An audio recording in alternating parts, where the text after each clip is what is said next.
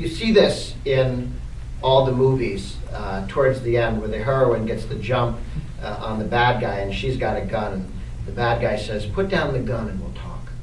And if the heroine is foolish enough to put the gun down, the movie goes on for another 45 minutes. The reason why they want us to drop the tax issue, the reason why they want us to give up on the issues of the size of government, is because they're powerful issues that matter to Americans and that win votes, in addition. So we have avoided their cheerful recommendation that we slit our throats and go home and die. We have, in fact, engaged the country on their issues, not their personalities, and convinced them that they're doing damage to the country. And I think we're poised to do quite well in the future. So with that, thoughts, questions, arguments? John, Bill? Well, yeah, we'll open it up for questions. I'll start just because this is such a hot topic. There's a lot of talk with the universal health care, move towards reconciliation to avoid the 60 vote count. What are you hearing, the possibilities of that happening? Will anything come out in September, and do we still have time to fight this bill? Yeah, this is very interesting. Obviously, there are, I mentioned the 49 Democrats sitting in Republican congressional seats. 23 Democrats have said they're not voting for the government takeover of health care. Not clear exactly what they mean by that. But the Democrats in the House and the Senate are beginning to be uncomfortable with that. Certainly, the Democrats in the House were all asked to vote for the tax on energy. And then the Senate said, well, I don't know if we're going to touch that, which is exactly what happened to the Democrats in '93 when the House voted for the BTU energy tax and the Senate said, thank you, no, and everybody in the House felt completely taken. So if you're the House or the Senate Democrats, you say, I'd like to have them go first and see how thick the ice is and how safe it is before I wander out. One of the reasons why they're a little bit paralyzed, I mean, they've got the votes that if they could jam something through. But you can never quite look inside and see how traumatized somebody is.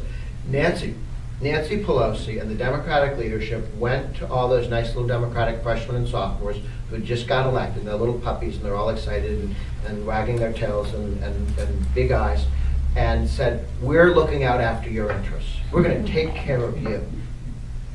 And in August, the Democrats in the House and the Senate paid no attention to what had happened around the country in April and July, and they pushed all those little Democrat freshmen and sophomores out into traffic, and the cars didn't stop. And people were angry, and they came back and they said to Nancy Pelosi, you said if we just went out and told everybody about your health care, they'd love us. And that's when Nancy Pelosi and all this, remember they said, oh, that's the insurance companies talking.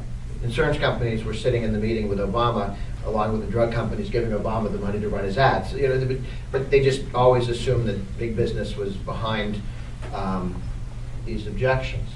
So there's loss of trust in a number of things.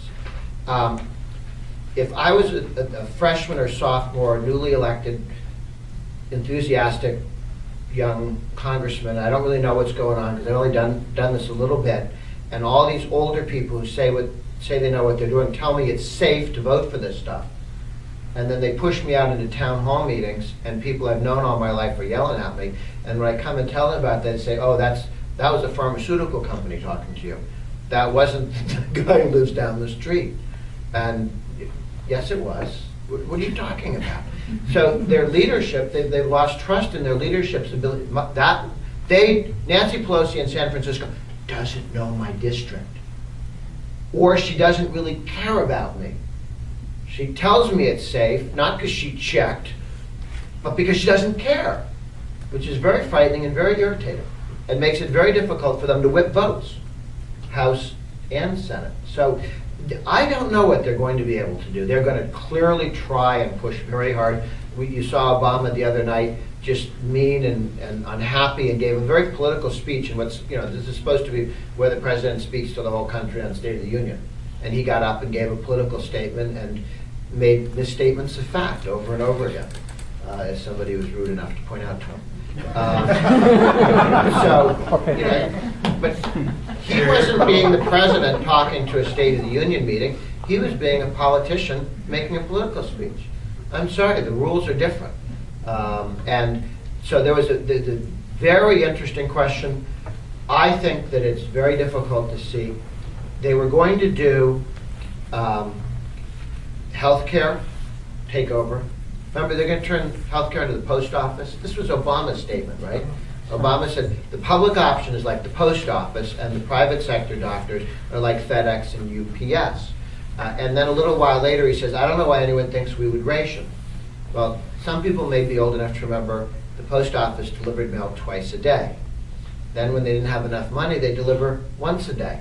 Now they're debating not having it on Saturday. Okay, this is called rationing. They ran out of money and they're rationing the mail. Now, we can live without the mail showing up in the morning and the afternoon. We can probably make it through Saturday without getting mail. But how do you want to show up at the hospital on Saturday and be told, oh, well, we're not rationing, but the hospital's not open on Saturday to save money? Of course, monopolies ration when they run out of cash. That's what monopolies do. They can't compete. They ration. So I think it was very instructive when he told us he wanted to set up healthcare like the post office. I think it rightly made people really have a sense of the texture of exactly what they're talking about. 50-50, I don't think they'll do something as bad as they were going to be able to do. Can we stop it completely? Maybe. Can they put something through that's pretty destructive? Yeah, they can. There's a lot of work yet to do. Yes, sir. You mentioned that a winning combination, it would be low taxes and small government. But as a Massachusetts native, you also know how Rhode Island works. So how do you change the mentality where a one-party system has ruled since the dawn of the modern-day presidency, and the concept of big government, big spending, and an occasional hike in taxes have been the rules of the road? Well, it's true. I originally grew up in Massachusetts. I emigrated to the United States when I was young. I think several things happen. The more we can have federalism, meaning 50 states competing to provide the best government and the best standard of living at the lowest cost, the better off we are. I mean, Texas is great at creating jobs, not losing jobs. Texas and Florida are cutting taxes, not raising taxes. And so there are a number of states that even with all the challenges we're having, that are doing better rather than worse. And so part of it is, look, no person and no state is ever a complete failure. Some people serve as bad examples. And what we need to do, actually, as long as you can compare and look over there and say, that's the pressure on states to do better. And it's the only one we want. I don't want the federal government telling New York you have to straighten up, because they'll do it wrong, for starters. I'd much rather have states that need to play catch up, and they can reform. As long as we're reasonably free, states can reform fairly quickly. But they need to have good models. I mean, this is what, look, the reason why, as libertarian, conservative, free market, Reagan, limited government people, we want 50 states. When I was a kid, we want government close to the people. Yeah, like I'm closer to the governor than the president. What are you talking about, close to the people? What do you mean? The reason why we like 50 states and things done there rather than one federal government is if one state does something really stupid, you can move. And then it has to give that up. But if the United States federal government does something really stupid, it has to be really bad before people start leaving and going to France. Okay? So really dumb ideas can only happen at the national level. You can't. This is why one of the things that critics of the the Obama speech last night are saying he thinks that tort reform, something that the Democrats and he have opposed for the last 20 years of their lives, maybe we could test it out in the states. Okay, wise guy, how about this? How about you take your government-run healthcare and test it out on Vermont, and then come and tell us what it's like? Now, we've done that in Tennessee, and it didn't work.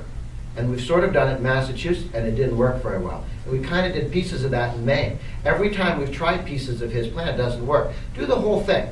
pick a state, hopefully one that volunteers, and tell us what it's like. We'll do that with our policies. I want to cut the capital gains tax.